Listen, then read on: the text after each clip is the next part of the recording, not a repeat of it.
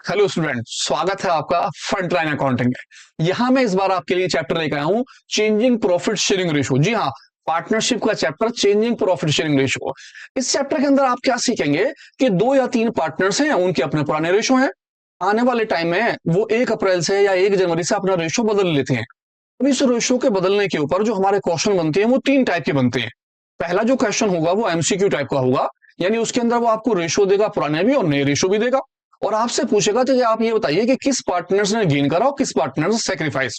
जो हमारा पहला क्वेश्चन होगा वो इसी पर बेस होगा। हमारा जो दूसरा क्वेश्चन होगा, उस क्वेश्चन के अंदर वो आपको गुडविल की अमाउंट दे देगा और आपसे पूछेगा कि गुडविल की ट्रीटमेंट बताइए, और आपको गुडविल की ट्रीटमेंट के अंदर जनरल एंट्री पास करनी होगी। और हमारा जो तीसरा क्वेश्चन होगा वो कंप्लीट क्वेश्चन होगा 6 नंबर के लिए, जिसके अंदर वो आपको देगा रिवैल्यूएशन अकाउंट बनाने के लिए, कैपिटल अकाउंट बनाने के लिए और बैलेंस शीट बनाने के लिए। तो मिलते हैं इस चैप्टर के साथ। पूरा का पूरा चैप्टर क्विक रिवीजन में ले रहे हैं, बहुत ही छोटे से वर्डों में, बहुत ही इजी सा। स्टार्ट करता हूं, ध्यान से देखिए। ए और बी पार्टनर्स हैं, प्रॉफिट रेशो है 3 और 2 के। 1 अप्रैल इन्होंने चेंज करा अपना फ्यूचर का रेशो। अब रेशो क्या हो गया इनका, इक्वल। और आप कैलकुलेट कीजिए सैक्रिफाइसिंग और गेनिंग रेशो, दोनों का सैक्रिफाइसिंग और गेनिंग रेशो बताना है। तो मैंने लिया सबसे फर्स्ट में ए एंड बी। इनको जो ओल्ड रेशो है मेरे पास, वो ऊपर दे रखा है कितने का ओल्ड रेशो, 3:2। मैंने लिखा 3:2। अब न्यू रेशो चेंज हो गया, नया रेशो हमारे पास आ गया, दोनों पार्टनर्स का इक्वली 1:1। क्या आ गया, इक्वल रेशो। निकाला मैंने इफेक्ट। जब मैं इफेक्ट निकालूंगा तो मैं ओल्ड रेशो में से माइनस कर दूंगा कौन सा रेशो, न्यू रेशो। मैंने ओल्ड रेशो से न्यू रेशो माइनस करा। निकालते हैं इफेक्ट। पहला पार्टनर्स ए का जो ओल्ड रेशो वो है 3 अपॉन दोनों पार्टनर्स का रेशनल ऐड 5 माइनस नीचे वाला ratio 1 new ratio divided by दोनों का रेशनल ऐड 2। इस तरह से दोनों का मैं एलसीएम ले सकता हूं या क्रॉस मल्टीप्लाई भी कर सकता हूं। तो मैं फिलहाल क्रॉस मल्टीप्लाई कर रहा हूं। 5 2 10, 3 2 6, 5 1 5, निकल गया 1/10। सेकंड पार्टनर्स पर आ गए बी पर। बी का जो मेरे पास रेशो है वो है 2 ओल्ड रेशो, और दोनों का rational add 5 minus new ratio 1, दोनों का रेशनल ऐड 2। क्रॉस मल्टीप्लाई ले रहे हैं, 5 2 10, 2 4 2 2 4, 5 1 5 माइनस के 1/10। एक पार्टनर्स का रेशो आया प्लस के और एक पार्टनर्स का रेशो आया माइनस के। तो हमें बताना कि दोनों पार्टनर्स में से गेन कौन सा होगा और सैक्रिफाइस कौन सा। तो आप बताइए गेन वाला पार्टनर्स कौन सा होगा और सैक्रिफाइसिंग वाला पार्टनर्स कौन सा होगा, बताइए साहब। कैस कीजिए, मैं लिखता हूं। मेरे हिसाब से जो माइनस वाला होगा वो होगा मेरा गेनिंग पार्टनर्स, और जो मेरा प्लस वाला होगा वो होगा सैक्रिफाइसिंग पार्टनर्स। क्यों होगा, किस बेस पर होगा, तो इसके लिए एक छोटा सा एग्जांपल देता हूं, ध्यान से देखिए एग्जांपल। मेरे पास दो पार्टनर्स हैं, एक पार्टनर्स का नाम ए है और एक पार्टनर्स का नाम बी है। इन दोनों का जो रेशो है वो इक्वल का था, इक्वल। दोनों इक्वल का रेशो बांटते थे। फर्म के अंदर जो प्रॉफिट हो गया वो प्रॉफिट हुआ 50,000 रुपए का। जब 50,000 का प्रॉफिट हुआ तो दोनों को दोनों पार्टनर जो है अपने ओल्ड रेशो के हिसाब से, यानी कि 1:1 के हिसाब से अपना प्रॉफिट बांट रहे थे। इस आदमी के कितने, ए के 25,000 आ गए और बी पार्टनर जो था उसके भी कितने पैसे आ गए, 25,000। अब इन्होंने रीजन कोई सा भी रहा, अपना रेशो चेंज कर लिया, रिकंस्टिट्यूशन ऑफ फर्म की तरफ बढ़ गए और इन्होंने अपने रेशो चेंज कर डाले। अब जो इनके न्यू रेशो है वो रेशो हो गए 3:2 न्यू। अब अपना नया रेशो जो बनाया वो बना जाए 3:2 का। जब 3:2 का हो गया तो यही 50,000 नेक्स्ट ईयर सपोज कीजिए फिर दोबारा 50,000 का प्रॉफिट हुआ, और इस 50,000 को जब हम बांटेंगे 3 और 2 के रेशो में, तो पहले वाले के 30,000 और दूसरा जो पार्टनर्स है उसके कितने पैसे आ जाएंगे, 20,000। क्योंकि मैं 3 और 2 के अंदर जब 50,000 को डिवाइड करूंगा तो 30,000 रुपए और 20,000 आ जाएंगे। इस तरह से मैं क्या देखूंगा कि मेरे फर्म के अंदर जो चेंजेस आए वो लास्ट ईयर के मुकाबले क्या चेंजेस आए। पहला वाला जो पार्टनर्स जो 25,000 लेता, अब वो कितने रुपए लेगा, 30,000 रुपीज। इसका मतलब है 5,000 का इस पार्टनर्स को क्या हो जाएगा, गेन। पहले जो पार्टनर्स 25,000 लेता था बी, नेक्स्ट टाइम में वो कितने लेगा, 20,000। इस तरह से 5,000 जो होंगे वो इसके क्या हो जाएंगे, सैक्रिफाइस। सैक्रिफाइस। अब आप ध्यान से अगर देखें, अगर हम कैलकुलेशन के बेसिस पर देखते हैं तो पहले 25,000 थे, पहले 30,000 रुपए माइनस करें तो हमें ये दिखता माइनस के 5,000। माइनस के होने के बावजूद ये क्या है, गेन। अब क्योंकि हम रेशो में निकाल रहे हैं, अगर हम रेशो में देखेंगे तो माइनस का शो होगा, लेकिन एक्चुअल में माइनस वाला जो होगा वो क्या होगा, गेन। और जो हमारा प्लस वाला है, इसके 25,000 थे, अब 20 हो गए, तो कैलकुलेशन के बेस पर 5,000 रुपए आ रहे हैं, लेकिन एक्चुअल में ये क्या कर रहा है, सेक्रीफाइस। तो आप ध्यान रखें, जब हम रेशो निकालेंगे तो हमारा कैलकुलेशन बेसिस पे जो माइनस वाला होगा, माइनस वाला जो होगा वो कहलाएगा गेनिंग रेशो, और जो प्लस वाला पार्टनर्स होगा वो क्या कहलाएगा, सैक्रिफाइसिंग रेशो। तो ध्यान रखेंगे इस बात का कि माइनस वाला गेनिंग रेशो क्यों कहलाएगा, क्योंकि हम उसे अमाउंट बतौर लेंगे, हमने यार रुपीज के लिया, रुपीज में, तो इस वजह से ऐसा हो रहा। तो आते हैं पहले क्वेश्चन की तरफ, ध्यान से क्वेश्चन देखते हैं, फिर समझते हैं इस वाली बात। तो आप समझ गए होंगे फर्स्ट को, मेरा माइनस वाला जो होगा क्या होगा, वो गेनिंग पार्टनर्स, और प्लस वाला जो होगा क्या होगा, सैक्रिफाइसिंग पार्टनर्स। तो या तो वो रेशो निकल पाएगा, रेशो हो गया 1/10 1/10, या फिर क्वेश्चन के अंदर क्या पूछेगा, गेनिंग पार्टनर्स या सैक्रिफाइसिंग पार्टनर्स। एमसीक्यू पे क्वेश्चन आ रहा है, आपने रफली सॉल्व करना है और केवल टिक लगाना है। तो टिक लगाने में दो बातें, अगर वो आपसे पूछता है कि रेशो क्या निकल के आया, तो रेशो निकला 1/10, ए का नॉर्मली 1/10, बी का नेगेटिवली 1/10। अगर वो कहता है सेक्रीफाइसिंग कौन है, तो सेक्रीफाइसिंग पार्टनर्स कौन है, ए। गेनिंग पार्टनर्स पूछता है तो गेनिंग पार्टनर्स कौन सा निकल के आया, बी। कैलकुलेशन से आप समझ गए होंगे।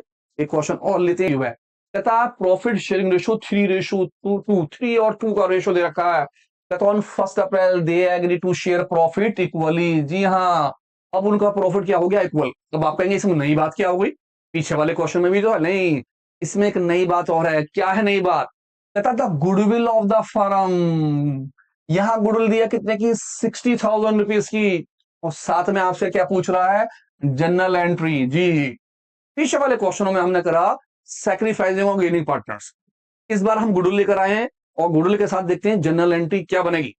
तो जनरल एंट्री बनाने के लिए पहले हमें क्या निकालने पड़ेंगे, रेशो। जैसे हम पहले रेशो निकालते थे, जस्ट रेशो निकालने के बाद जब गुडविल डिवाइड होगी तो रेशो कैसे निकलेगा। लौट के आते हैं पुराने वाली चीज पर, उम्मीद है आपने होमवर्क करा होगा, उसी की बेस पर इसका रेशो निकालते हैं। कहते हैं दो पार्टनर्स हैं, एक का नाम पी और दूसरे का नाम क्यू। मेरे जो ओल्ड रेशो हैं इन दोनों के, वो रेशो कितने दे रखे हैं उन्होंने, 3:2। तो मैंने 3 यहां रख दिया, 2 यहां रख दिया। कहता 1 अप्रैल में अब इनका जो रेशो हो गया वो हो गया इक्वली, तो मैंने लिखा न्यू रेशो। हमारा जो नया रेशो हो गया वो हो गया इक्वल, यानी कि 1:1। अब इक्वल की कंडीशन आप जानते हैं, अगर 2 पार्टनर्स है तो 1 और 1, अगर 3 पार्टनर्स है इक्वल है तो 1 1 और 1, 4 है तो 1 1 1 और 1, 4 बार 1 हो जाएगा। तो इक्वल की वजह से मैंने 2 बार 1 रख डाला। निकाला मैंने इफेक्ट, इनका इफेक्ट क्या आएगा। इफेक्ट निकालने के लिए ओल्ड में से मैं न्यू रेशो को माइनस कर लूंगा, एज इट इज। मैंने पी का नाम रखा, पी का ओल्ड रेशो है 3, और दोनों का टोटल कितना हो गया 5, माइनस नीचे वाले का 1, और दोनों का टोटल मेरा कितना हो गया 2। क्रॉस मल्टीप्लाई कर लिया मैंने, 5 2 जा 10 और 3 2 जा 6, 1 5 जा 5। इस तरह से रेशो आया 1/2। सेकंड मैंने निकाला क्यू का रेशो, क्यू का जो रेशो था वो था 2, और दोनों का मैंने ऐड कर लिया 3 और 2 5, माइनस न्यू रेशो है 1 और दोनों का रेशो है मेरा 2। इस तरह से मैंने क्रॉस मल्टीप्लाई किया, 5 2 जा 10, क्रॉस मल्टीप्लाई में 5 की मल्टीप्लाई 2 में करी, फिर मैंने करी 2 की मल्टीप्लाई 2 में, 2 2 जा 4, फिर करी 1 की मल्टीप्लाई मैंने 5 में, 1 5 जा 5, और मेरा ये निकल के आया माइनस के 1/10। इस तरह से मेरा रेशो निकल आया 1/10। अगर वो मुझसे पूछता गेनिंग और सैक्रिफाइसिंग पार्टनर्स, तो मैं यहां लिखता कि ये मेरा सैक्रिफाइसिंग पार्टनर्स है और ये मेरा गेनिंग पार्टनर्स है, लेकिन उसने नहीं पूछा। वो तो कह रहा भैया आप क्या निकालो जनरल एंट्री। तो सबसे पहले आप वर्किंग नोट में आप रफ काम करेंगे, और रफ काम के अंदर आप रेशो कैलकुलेट कर लेंगे। जब आपके रेशो निकल के आ जाएंगे तो जो गुडविल के पैसे दे रखे हैं आप उसे डिवाइड करेंगे। मैंने यहां लिखा गुडविल वैल्यूड, मेरी कितनी गुडविल वैल्यूड है 60,000 रुपीज, और दोनों में डिवाइड कर दिया मैंने पी में। सबसे पहले पी में लिखा 60,000 मल्टीप्लाई, पी का रेशो कितना आया मेरा 1/10, तो मैंने 1/ इसका 10 कर दिया। फर्स्ट जीरो से फर्स्ट जीरो कट करी, जो आंसर निकल के आया वो आया 6,000 रुपीज। मैं आ गया क्यू के ऊपर, मैंने क्यू के लिए फिर 60,000 को रख दिया, 60,000 के गुडविल में क्यू का शेयर निकाला। क्यू का शेयर है माइनस के 1/10, मैंने लिखा -1/10। फर्स्ट जीरो से फर्स्ट जीरो कट करी और मेरा क्यू का आंसर आया माइनस के 6,000 रुपीज। अब इससे मुझे बनानी है जनरल एंट्री। सबसे पहले आपका काम है रेशो निकालना। पहले की तरह रेशो निकाल लो जैसे निकालते थे। रेशो निकालने के बाद जो भी रेशो निकल के आएंगे और आपकी जितनी भी गुडविल दे रखी होगी वैल्यूड वाली, उस गुडविल में दोनों पार्टनर्स के, पहले वाले पार्टनर्स का और दूसरे वाले पार्टनर्स का, दोनों का रेशो निकाल लो। जब आपका आंसर निकल कर आ जाए तो एक छोटी सी बात ध्यान रखो, जनरल एंट्री बनाते में जो चीज माइनस वाली होगी वो जाएगी डेबिट वाले कॉर्नर में, और जो चीज होगी प्लस वाली वो जाएगी क्रेडिट साइड में।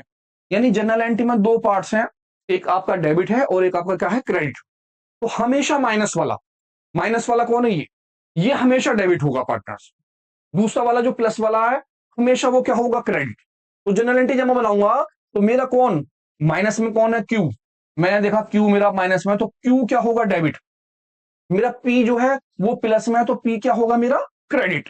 यानी क्रेडिट में पी लिखूंगा। जनरल एंट्री के लिए मैं सबसे पहले मैं जनरल एंट्री का कॉलम बनाता हूं। जनरल एंट्री का कॉलम आपका जो बनता क्या होता है, सबसे पहले आप लिखते हो डेट का column. First column date, date के बाद आपका आ जाता है पर्टिकुलर, पर्टिकुलर के बाद आप लिख देते हो LF लेजर फोलियो।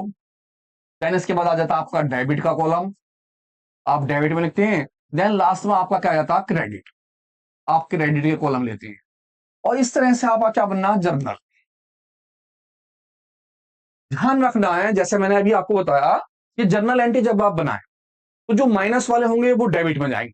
माइनस वाले कौन है, क्यू, और क्यू की अमाउंट कितनी की, 6,000 रुपए की, तो क्यू होंगे डेबिट में। तो एंट्री बनी 1 अप्रैल के अंदर, 1 अप्रैल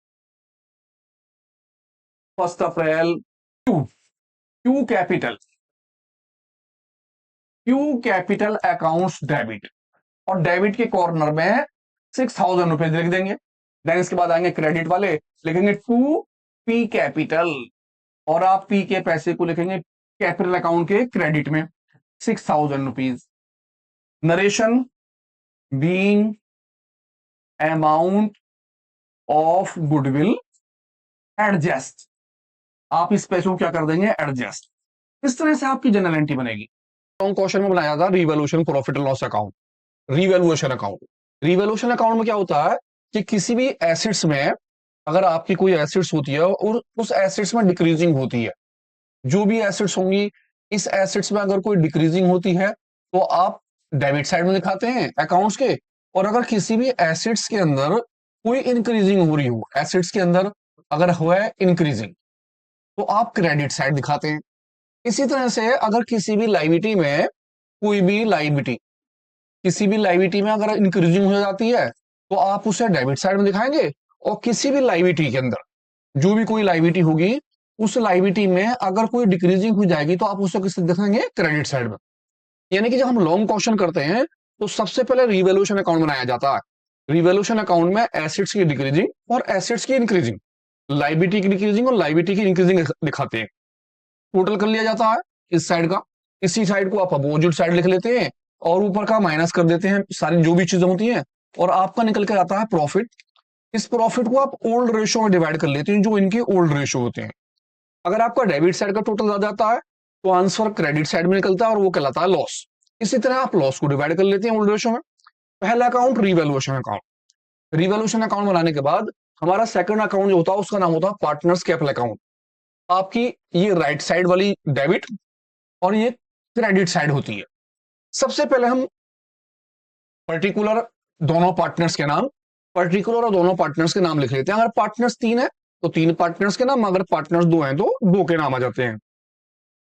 आप सबसे पहले इसके अंदर लिखते हैं बाय बैलेंस बीडी। आपका जो बैलेंस होता है आप उस बैलेंस को लिखते हैं, किस चीज का बैलेंस, कैपिटल का। जो भी कैपिटल आपकी होती है उस कैपिटल को आप शो करते हैं। अगर ए की कैपिटल है तो ए के कॉलम में, और बी की कैपिटल हो तो बी के कॉलम में। अगर पार्टनर्स 3 है तो सी के कॉलम में सी की कैपिटल, यानी ए बी सी का मतलब जो भी पार्टनर्स होंगे उनके आप नाम लिख देते हैं। देन उसके बाद अगर कोई रिवैल्यूएशन अकाउंट के अंदर प्रॉफिट आता है तो आप रिवैल्यूएशन अकाउंट का जो प्रॉफिट होता है उस प्रॉफिट को लिखते हैं, ए के अमाउंट ए में और बी के अमाउंट बी में। इसी तरह अगर कोई बैलेंस शीट के अंदर कोई रिजर्व दे रखा हो तो आप उस रिजर्व को डिवाइड कर लेते हैं ओल्ड रेशो में, दोनों पार्टनर्स में रिजर्व आ जाता है। इसके बाद हम गुडविल की ट्रीटमेंट करते हैं। आप गुडविल के पैसे को यहां पर ओल्ड रेशो में शो करते हैं इस साइड, और इसी गुडविल के पैसे को आप अपोजिट साइड न्यू रेशो में डिवाइड कर लेते हैं। जी हाँ, न्यू रेशो में, चेंजिंग प्रॉफिट रेशो में आप गुडविल के अमाउंट को, सबसे इजी मेथड है, आप गुडविल के अकाउंट अमाउंट को ओल्ड रेशो में इस साइड और न्यू रेशो में इस साइड भी डिवाइड कर सकते हैं इजीली। इन सभी का टोटल कर दिया जाता है, इसी टोटल को उठाकर ऊपर रख लेते हैं अपोजिट साइड, और ऊपर वाला अमाउंट इसमें से क्या कर देते हैं, माइनस। इसी तरह बी का टोटल नीचे करते हैं, बी के टोटल को यहां रखते हैं और ऊपर वाली अमाउंट क्या कर देते हैं, माइनस। आपका जो आंसर निकल के आता है, आप उस आंसर को बोलते हैं balance CD. CD means carried down. इस तरह से आपका कैपिटल अकाउंट तैयार हो जाता है, और लास्ट में फिर आप क्या बना देते हैं, बैलेंस शीट। तो पहले सबसे पहले दो अकाउंट देखते हैं क्वेश्चन के साथ, और फिर देखते हैं बैलेंस शीट किस तरह से बनती है। तो एक छोटा सा क्वेश्चन देखिए, उम्मीद है समझ में आएगा। देखते हैं क्वेश्चन क्या है। कहता है ए एंड बी, दो पार्टनर्स हमारा ए और बी, इनका जो प्रॉफिट रेशो है वो है 2:3 का। मैंने देखा बैलेंस शीट, और बैलेंस शीट में मैं देखूंगा कि मुझे कोई रिजर्व वगैरह तो नहीं दे रखा।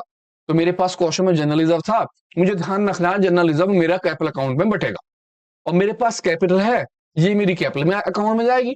अब मैंने आगे पढ़ा, क्वेश्चन के बाद बैलेंस शीट के बाद वो क्या देगा इन्फॉर्मेशन। उसने कहा the partners decided to share profit equally.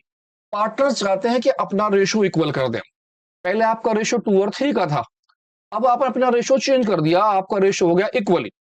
इससे हमें पता चला कि चेंजिंग प्रॉफिट रेशो का क्वेश्चन है, यहां रेशो चेंज हो रहे हैं।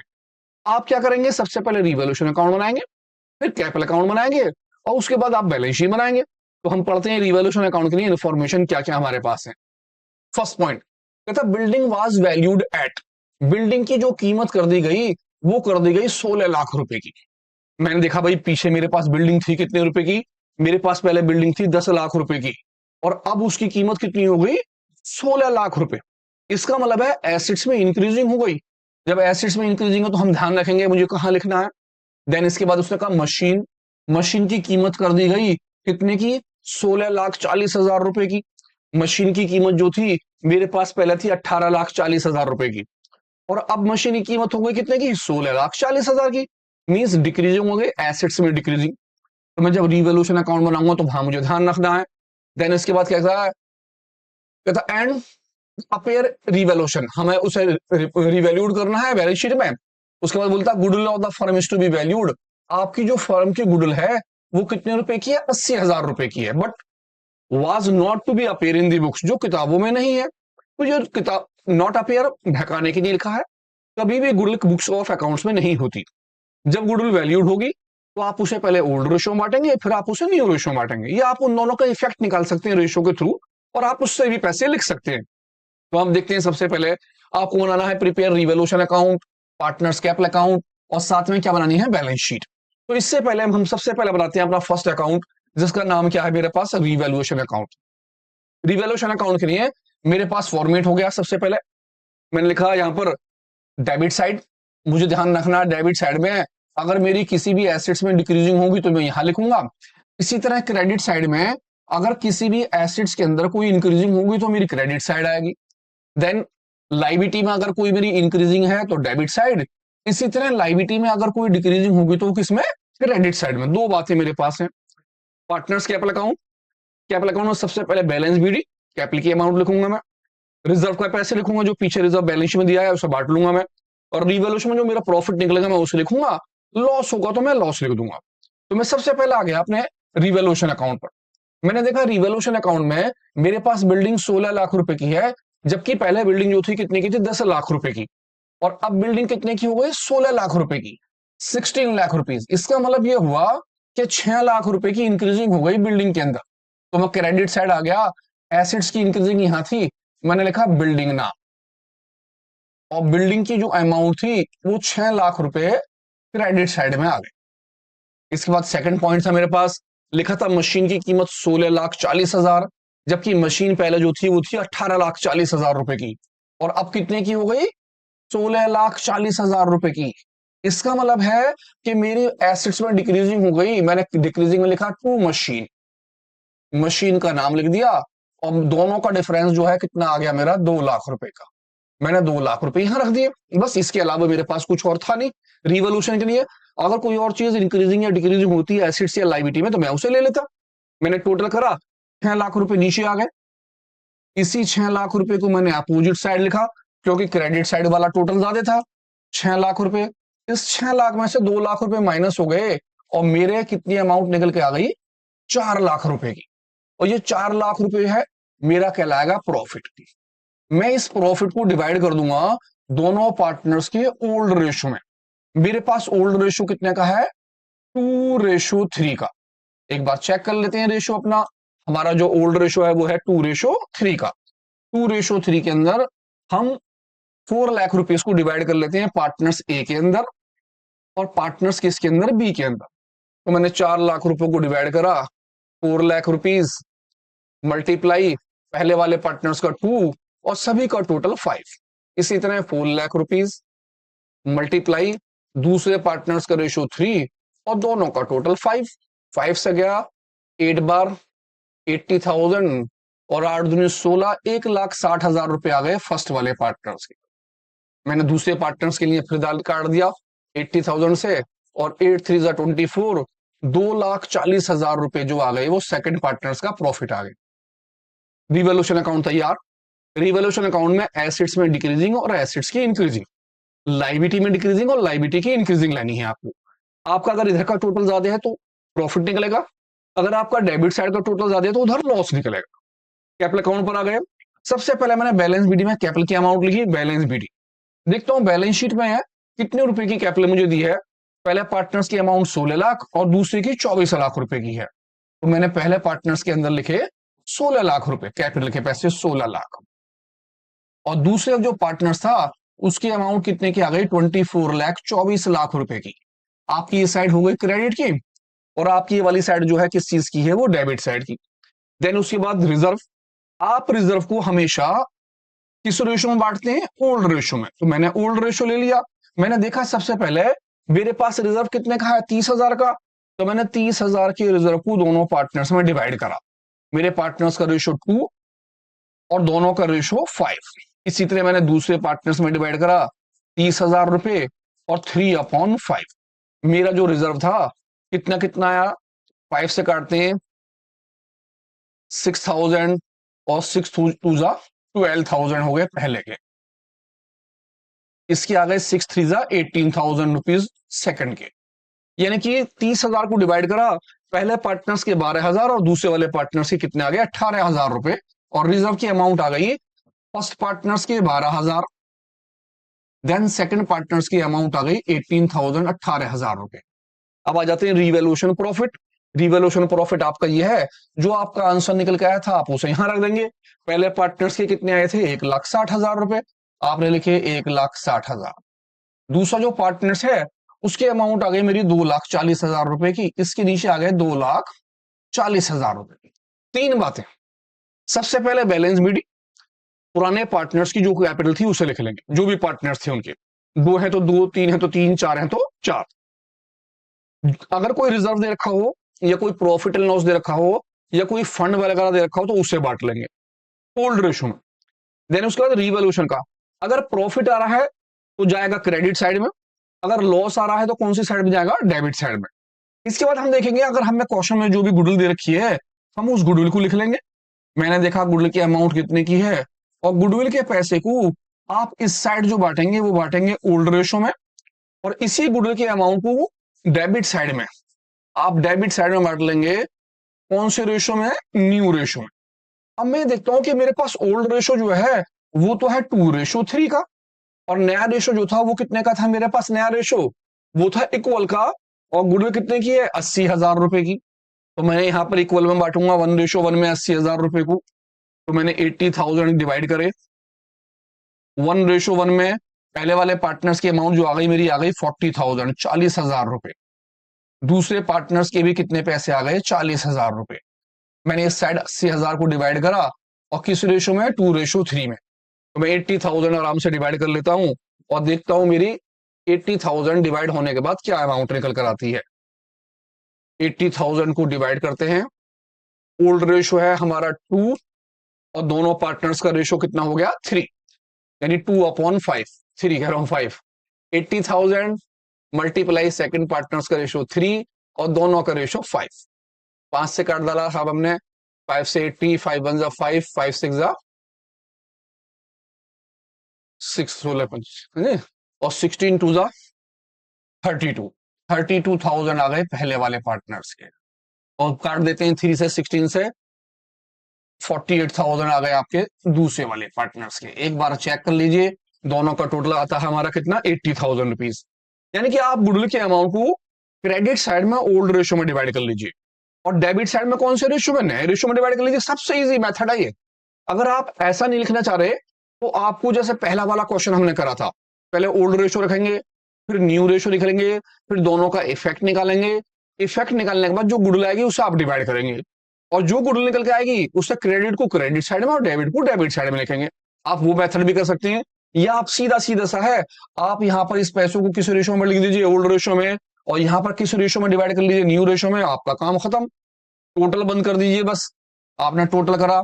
सबसे पहले मैंने इस वाली साइड का टोटल कर लिया 0, सबसे पहले मैंने क्या करा 1600, 12, इसके बाद आ गया 160 और 160 के बाद 32, ऐड कर देते हैं 2 और 2 4, 3 और 0 1 आ गया जी, 6 और 7 1 8 1, हमारा आ गया 1804 और 000 निकल के आया 18,04,000 रुपए। दूसरे वाले का टोटल ले लेते हैं। दूसरा वाला हमारा जो पार्टनर्स है उसकी अमाउंट कितने की आती है, 24 लाख का मैंने ले लिया 2400, इसका ले लिया 18, इसका ले लिया मैंने 240 और इसका ले लिया मैंने 48,000, प्लस कर दिया जी 16 का 6 1 1 8 0 1 4 2 6 और 1 7 और 2, ये निकला मेरा 2706,000। पहले वाले पार्टनर्स का जो निकल के आया टोटल निकल के आया 18,04,000 रुपए, दूसरे का निकला 27,06,000 रुपए। इसी टोटल को मैंने अपोजिट साइड ले लिया 18,04,000 रुपए और दूसरे वाले का 27,06,000 रुपए। इस टोटल से 40,000 को मैंने माइनस कर लिया, मेरे आया 18,40,000 से मैंने 40,000 माइनस कर लिए, 0 10 से 4 गया 671, ये निकल गया 1764 और 000। इसके बाद मैं इसी तरह से दूसरे वाले को माइनस कर लेता हूं और मेरा जो दूसरा वाला निकल के आया है उसमें से भी 40,000 माइनस करने हैं, 2706, इससे करने हैं 40,000 माइनस, मैंने 40,000 माइनस करे 6 10 से 4 गया 6 6 2, निकल के आया मेरा 2666,000 और ये आंसर जो कहलाएगा मेरा, मैं इसे बोलूंगा to balance CD carried down. Answer निकल के आया मेरा 17,64,000 रुपए और 66,66,000 रुपए। देन इसके बाद मैं बनाऊंगा बैलेंस शीट। जब आपका कैपिटल अकाउंट बन जाएगा एक बार ध्यान से देख लीजिए, कैपिटल अकाउंट स्क्रीनशॉट ले लीजिए ध्यान से और चेक कर लीजिए। देन इसके बाद आ जाते हैं बैलेंस शीट के ऊपर।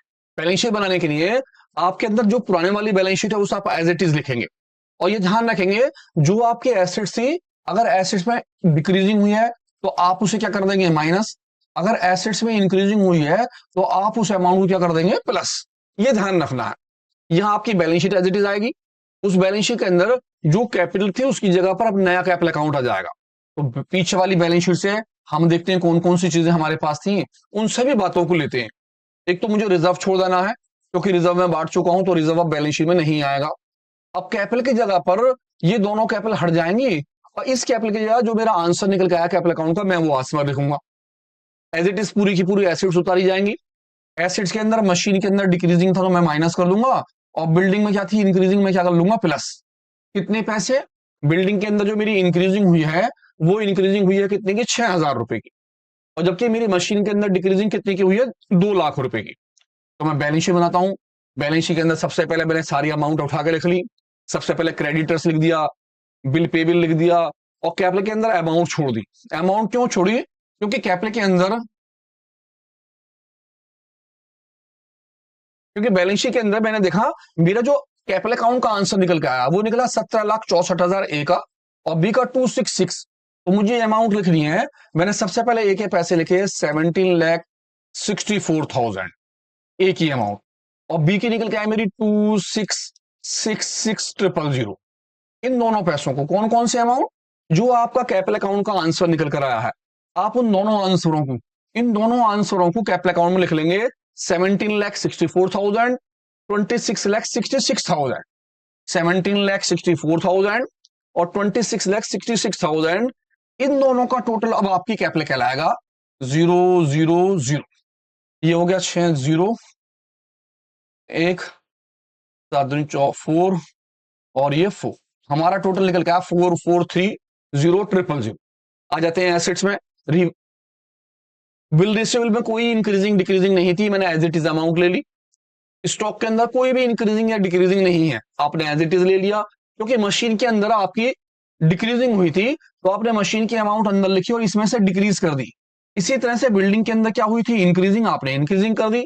आपकी जो मशीन के अंदर डिक्रीजिंग थी वो थी 2 लाख रुपीस की, आपने 2 लाख रुपए माइनस कर दिए, और अब आपकी जो नई कीमत है वो है 16,40,000 रुपए की, आपने उस कीमत को दिखा दिया। इसी तरह मशीन के अंदर आपकी 6 लाख रुपए की क्या हो गई थी, इंक्रीजिंग, आपने 6 लाख रुपए कर लिए, प्लस कर लिए। यानी कि एसेट्स के अंदर अगर कोई इंक्रीजिंग है तो आप उसे प्लस कर लेंगे, अगर कोई डिक्रीजिंग होंगे तो उसे माइनस कर लेंगे। अगर किसी अमाउंट में कोई भी इंक्रीजिंग डिक्रीजिंग ना हो तो उसे एज इट इज बाहर दिखा देंगे। अब आपने 10 लाख में 6 लाख प्लस करे और अमाउंट जो हो गई हमारी कितने की हो गई, 16 लाख रुपए की हो गई। इस तरह से अब आप दोनों साइड का क्या कर देंगे, टोटल, इन सभी का टोटल आप नीचे, एसेट्स का सारा टोटल यहां कर देंगे, इन सभी को ऐड करेंगे, सबका टोटल नीचे कर देंगे। इसी तरह लायबिलिटी वाला सभी का टोटल यहां पर कर देंगे और दोनों टोटल आपके क्या आएंगे, बराबर आएंगे। रिकंस्टिट्यूशन ऑफ फर्म के बड़े क्वेश्चन के लिए ध्यान रखें, रिवैल्यूएशन अकाउंट बनाना है, एसेट्स में इंक्रीजिंग और डिक्रीजिंग, लायबिलिटी की इंक्रीजिंग और डिक्रीजिंग, और कैपिटल अकाउंट में केवल 4 बातें हैं, बैलेंस बीडी, कोई जर्नलिज्म वगैरह, रिवैल्यूएशन अकाउंट और गुडविल। जब आप बैलेंस शीट बनाएं तो बैलेंस शीट के अंदर आपका रिजर्व नहीं आ रहा है, और कैपिटल की जगह पर जो आपका बैलेंस शीट वाला पैसा था वो बैलेंस शीट वाले अमाउंट ए की ए में और बी की बी में दिखाएंगे। इसी के साथ आपको ध्यान रखना पड़ेगा, आपकी जिन एसेट्सों में इंक्रीजिंग डिक्रीजिंग थी उनके अमाउंटों को आप अंदर लिखेंगे, और अगर डिक्रीजिंग है तो माइनस कर देंगे, इंक्रीजिंग होगी तो क्या कर देंगे, प्लस, और दोनों साइड का क्या कर देंगे, टोटल। खत्म क्वेश्चन। मिलते हैं एक नए क्वेश्चन के साथ। Thank you.